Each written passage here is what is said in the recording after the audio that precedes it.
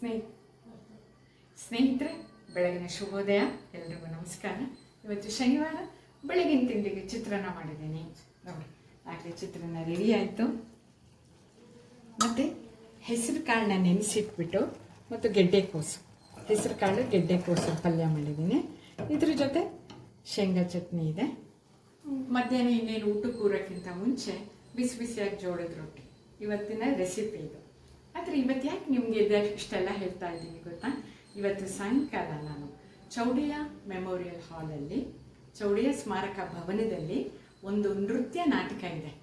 ಅದು ಪ್ರಭಾತ್ ಕಲಾವಿದರು ಕಟ್ಟಿಕೊಡುವಂತಹ ಶ್ರೀರಾಮ ಪ್ರತೀಕ್ಷಾ, ಅಂದರೆ ಶ್ರೀರಾಮನ ಸತ್ಯ, ಧರ್ಮ, ತ್ಯಾಗ, ಸಹಾನುಭೂತಿ, ಪ್ರಾಮಾಣಿಕತೆ ಇವುಗಳನ್ನು ಎತ್ತಿ ಹಿಡಿಯುವಂತಹ ನೃತ್ಯ ನಾಟಕವನ್ನು ಪ್ರಭಾತ್ ಕಲಾವಿದರು, ಅದರಲ್ಲಿ ಹೇಮಾ ನಮ್ಮ ಅಮೇರಿಕಾದಲ್ಲಿ ಮಾಡಿದ್ರು ನೋಡಿ ನಾಯಕಿಯಾಗಿ, ಅವರ ನೃತ್ಯ ನಿರ್ದೇಶನದಲ್ಲಿ ಅವ್ರ ತಮ್ಮ ಹರೀಶ್ ಪ್ರಭಾತ್ ಮತ್ತು ಅವರ ಹೆಂಡತಿ ದೀಪಶ್ರೀ ಇವರು ಮುಖ್ಯ ಪಾತ್ರಧಾರಿಗಳಾಗಿರ್ತಾರೆ.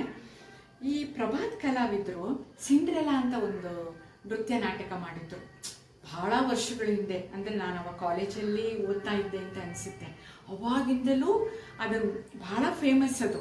ಆದರೆ ಕೆಲವು ಕಡೆ ಮಾತ್ರ ಅದನ್ನು ಪ್ರದರ್ಶನ ಮಾಡ್ತಾ ಇದ್ರು.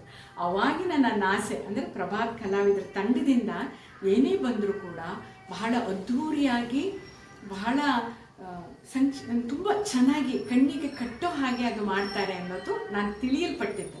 ಆದರೆ ಇವತ್ತು ಅದನ್ನು ನೋಡೋಕ್ಕೆ ನಾನು ಹೋಗ್ತಾ ಇದ್ದೀನಿ. ಟಿಕೆಟ್ ಕೂಡ ನನ್ನ ಸೊಸೆ ಬುಕ್ ಮಾಡಿದ್ದಾಳೆ.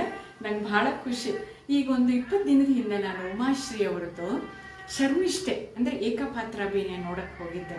ಇತ್ತೀಚೆಗೆ ನನಗೇನು ಅನಿಸುತ್ತೆ ಅಂದರೆ, ಬಹುಶಃ ಚಲನಚಿತ್ರಗಳನ್ನ ತಿಂಗಳಿಗೆ ಒಂದು ಸಲ ಅಥವಾ 2 ತಿಂಗಳಿಗೆ ಒಂದು ಸಲ ಥಿಯೇಟ್ರಿಗೆ ಹೋಗ್ತಿದ್ರು ಕನ್ನಡ ಫಿಲಮ್ ನೋಡೋಕ್ಕೆ.